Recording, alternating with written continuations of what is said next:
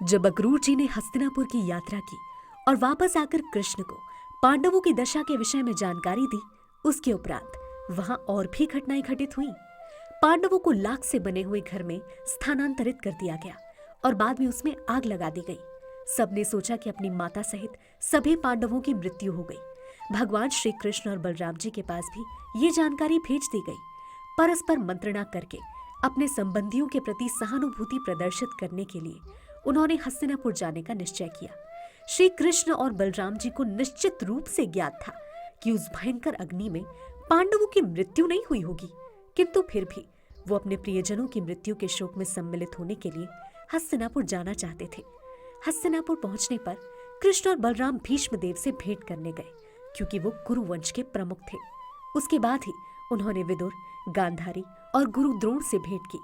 कुरुवंश के अन्य सदस्य दुखी नहीं थे, क्योंकि वो स्वयं चाहते थे कि पांडवों और उनकी माता की मृत्यु हो जाए, किंतु भीष्म सहित परिवार के कुछ अन्य सदस्य इस घटना से वास्तव में अत्यधिक दुखी थे। वास्तविक स्थिति को प्रकट न करते हुए कृष्ण और बलराम जी ने उन्हीं के समान शोक व्यक्त किया। जब श्री कृष्ण और बलराम जी द्वारका नगर से दूर थे, तब सत्राजित से स्यमंतक मणि हरण करने का एक षड्यंत्र रचा गया। शतधन्वा मुख्य षड्यंत्रकारी था। अन्य राजाओं सहित शतधन्वा सत्राजित की सुंदरी कन्या सत्यभामा से विवाह करना चाहता था।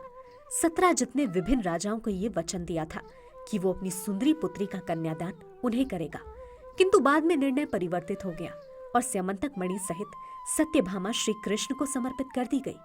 अपनी पुत्री के साथ मणि भी दान करने की सत्राजित की कोई इच्छा नहीं थी।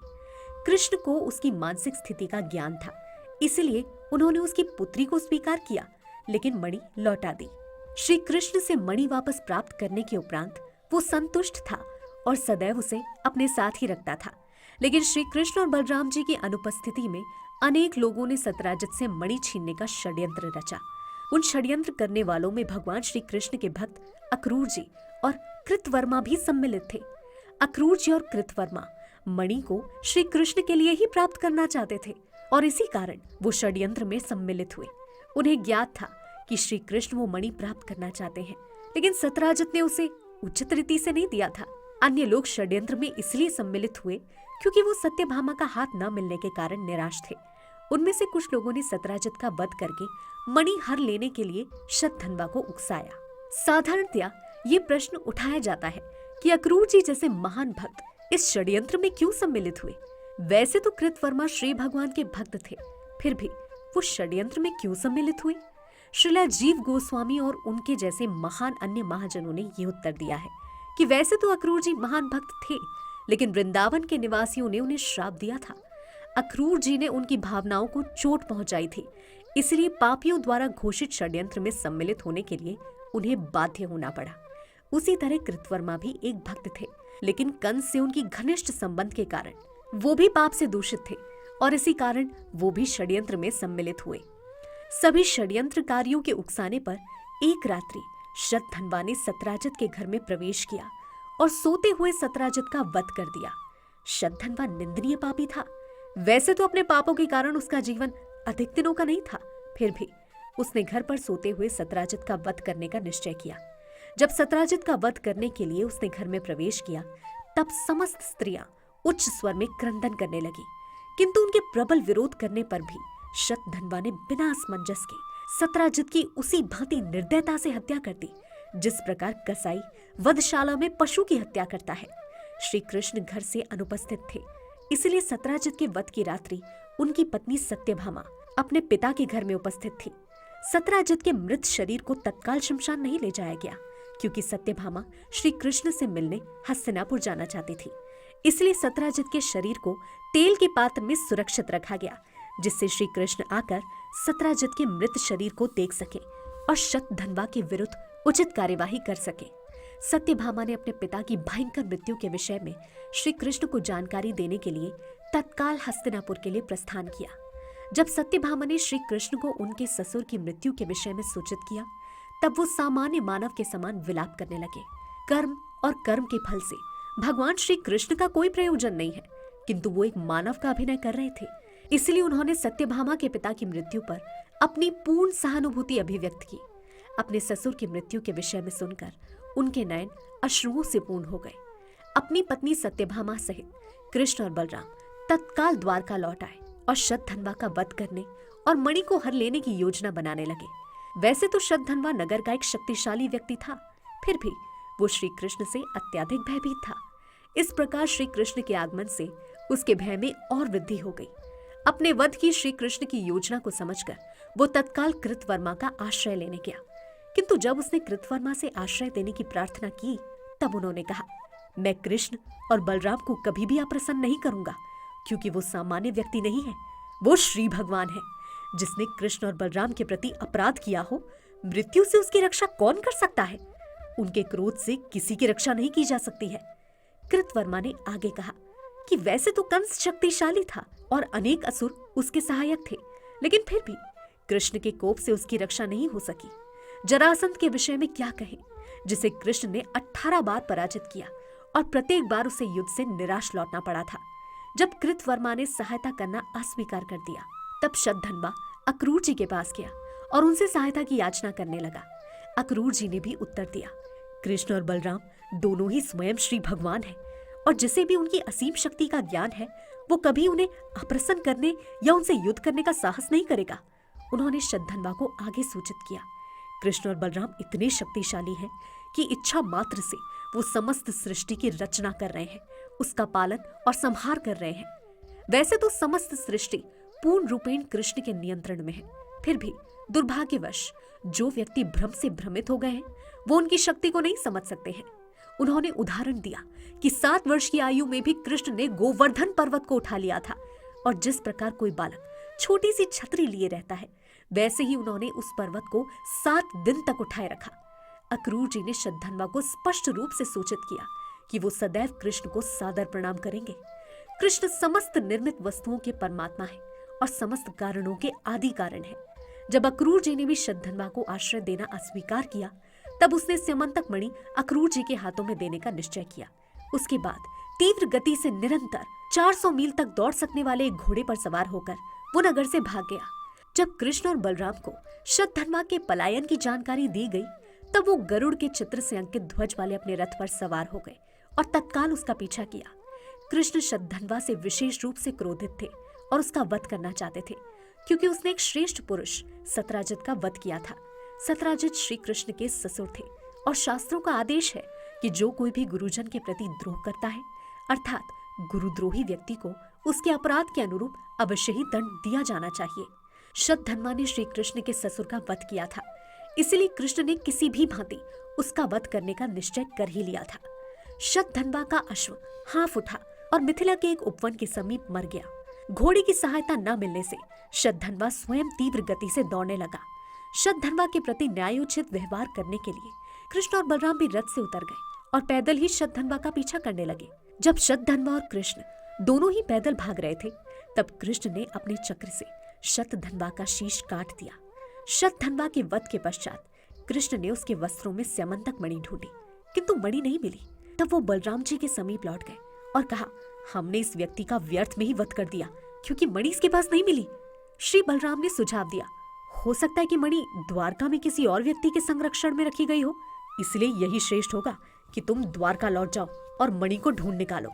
बलराम जी ने कुछ दिन तक मिथिला नगर में रहने की इच्छा व्यक्त की, क्योंकि मिथिला के राजा उनके घनिष्ठ मित्र थे। इसलिए श्री कृष्ण द्वारका लौट गए और बलराम जी ने मिथिला नगर के लिए प्रस्थान किया। जब मिथिला के राजा ने अपने नगर में श्री बलराम का आगमन सुना, तो वो अत्यंत प्रसन्न हो गए और अत्याधिक आदर सत्कार पूर्वक उन्होंने श्री भगवान का स्वागत किया। बलराम जी को प्रसन्न करने के लिए उन्होंने उन्हें अनेक मूल्यवान उपहार अर्पित किए। इस समय मिथिला के राजा महाराज जनक के सम्मानित अतिथि के रूप में बलराम जी ने अनेक वर्षों तक नगर में निवास किया। इसी अवधि में धृतराष्ट्र के ज्येष्ठ पुत्र दुर्योधन को अवसर प्राप्त हुआ और उसने बलराम जी के पास आकर उनसे गदा युद्ध की कला की शिक्षा प्राप्त की।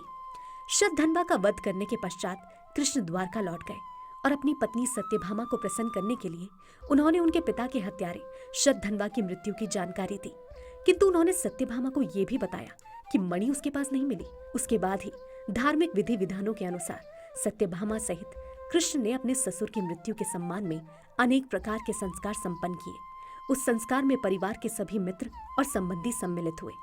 सत्राजित के वध के षड्यंत्र के प्रमुख सदस्य अक्रूर जी और कृतवर्मा थे और उन्होंने ही शतधन्वा को उसके वध के लिए प्रेरणा दी थी।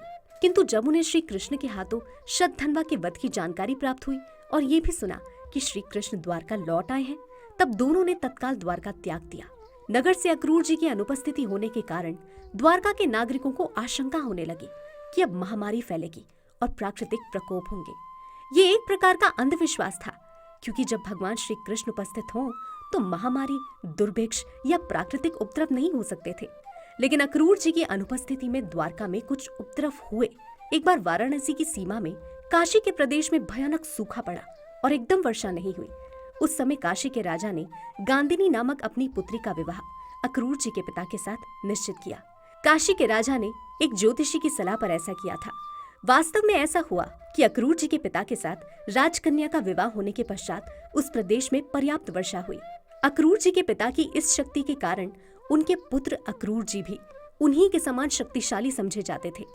लोगों को ऐसा विश्वास था कि जहाँ कहीं भी अक्रूर जी या उनके पिता रहेंगे, वहाँ पर अकाल या सूखा आदि कोई भी प्राकृतिक उपद्रव नहीं होंगे। जहाँ पर अकाल, महामारी या अत्यधिक शीत या गर्मी नहीं होती है और जहाँ प्रजा मानसिक, आध्यात्मिक और शारीरिक रूप से सुखी समझी जाती है, वहाँ जैसे ही कोई उपद्रव होता है, लोग उसका कारण नगर से किसी मांगलिक व्यक्ति की अनुपस्थिति को समझते हैं। इसलिए एक अफवाह फैली हुई थी कि अक्रूर जी की अनुपस्थिति के कारण अशुभ घटनाएं हो रही हैं। अक्रूर जी के प्रस्थान के पश्चात नगर के कुछ व्योवृद्ध सदस्यों ने ये भी देखा कि स्यमंतक मणि की अनुपस्थिति के कारण भी अशुभ लक्षण दिख रहे हैं। जब भगवान श्री कृष्ण ने लोगों की फैलाई हुई ये अफवाह सुनी, तब उन्होंने काशी राज्य से अक्रूर जी को बुलवाने का निश्चय किया।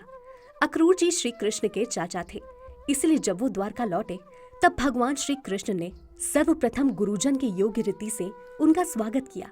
श्री कृष्ण सबके हृदय में निवास करने वाले परमात्मा हैं। उन्हें सबके मन की बात ज्ञात रहती है। उन्हें शतधन्वा के साथ अक्रूर जी के द्वारा किए गए षड्यंत्र से संबंधित प्रत्येक घटना का ज्ञान था। इसलिए मुस्कुराते हुए उन्होंने अक्रूर जी को संबोधित किया। अक्रूर जी को तेजस्वी नरों में प्रमुख कहकर संबोधित करते हुए श्री कृष्ण ने कहा, प्रिय चाचा, मुझे पहले से ही ज्ञात है कि शतधन्वा ने स्यमंतक मणि आपके पास छोड़ी है। संप्रति स्यमंतक मणि का कोई उत्तराधिकारी नहीं है, क्योंकि राजा सत्राजित का कोई पुत्र नहीं है। उनकी पुत्री सत्यभामा इस मणि के लिए उत्सुक नहीं है, लेकिन उसका होने वाला पुत्र सत्राजित का नाती होगा। उत्तराधिकार के विधि विधानों के संपादन के पश्चात वही इस मणि का उत्तराधिकारी होगा। भगवान श्री कृष्ण ने इस कथन में संकेत किया कि सत्यभामा उस समय गर्भवती थी और उनका पुत्र ही मणि का वास्तविक अधिकारी होगा और वो निश्चय ही मणि को अक्रूर जी से ले लेगा। श्री कृष्ण ने आगे कहा, ये मणि इतनी शक्तिशाली है कि कोई सामान्य मानव इसे रखने में सफल नहीं होता है। मुझे ज्ञात है कि आप अत्यंत पुण्यात्मा हैं, इसलिए मणि को आपके पास रखे जाने में मुझे कोई आपत्ति नहीं है। केवल एक कठिनाई है, और वो ये कि मेरे ज्येष्ठ भ्राता बलराम जी को मेरी इस बात पर विश्वास नहीं है कि मणि आपके पास है। इसलिए हे वृषाल हृदय, मेरी आपसे विनती है कि आप मेरे अन्य संबंधियों के समक्ष वो मणि मुझे दिखा दे, जिससे कि उन्हें शांति मिल जाए। आप ये अस्वीकार नहीं कर सकते हैं कि मणि आपके पास नहीं है, क्योंकि विभिन्न प्रकार की अफवाहों से हमें ज्ञात हुआ है कि आपके ऐश्वर्य में वृद्धि हुई है और आप ठोस स्वर्ण से निर्मित वेदी पर यज्ञ करते हैं। उस मणि के गुण सर्वविदित थे। जहाँ कहीं भी वो मणि रहती थी, वो अपने रखने वाले के लिए प्रतिदिन लगभग 9 मन सोना उत्पन्न करती थी। अक्रूर जी को उसी अनुपात में स्वर्ण प्राप्त हो रहा था और वो यज्ञों के संपादन के समय अत्यंत उदारता से स्वर्ण वितरित कर रहे थे। भगवान श्री कृष्ण ने अक्रूर जी के पास स्यमंतक मणि होने के पक्ष में प्रमाण के रूप में उनके खुले हाथ से सोना खर्च करने का उदाहरण दिया। जब भगवान श्री कृष्ण ने मैत्रीपूर्ण शब्दों और मधुर भाषा में अक्रूर जी को वास्तविक तथ्य समझा दिया और अक्रूर जी समझ गए कि श्री कृष्ण से कुछ भी गुप्त नहीं रखा जा सकता है, तब वो बहुमूल्य मणि ले आए। एक वस्त्र से आच्छादित और सूर्य के समान चमकती हुई मणि लाकर अक्रूर जी ने उसे श्री कृष्ण के समक्ष प्रस्तुत किया। भगवान श्री कृष्ण ने स्यमंतक मणि को अपने हाथों में ले लिया और वहां उपस्थित अपने सभी संबंधियों और मित्रों को ये मणि दिखाई। उसके बाद उन्होंने वो मणि उनकी उपस्थिति में ही पुनः अक्रूर जी को लौटा दी, जिससे कि उन्हें ज्ञात रहे कि वास्तव में अक्रूर जी द्वारा ये मणि द्वारका नगर में ही रखी जा रही है। स्यमंतक मणि की ये कथा अत्यंत महत्वपूर्ण है। श्रीमद् भागवतम में कहा गया है कि स्यमंतक मणि की इस कथा का जो श्रवण करता है, इसका वर्णन करता है या केवल स्मरण करता है, वो सभी प्रकार के कलंक और पापों से मुक्त हो जाएगा और इस प्रकार शांति की सर्वोच्च पूर्णता की स्थिति को प्राप्त करेगा। अगले एपिसोड में हम जानेंगे श्री कृष्ण के 5 रानियों से विवाह के बारे में। हरे कृष्णा।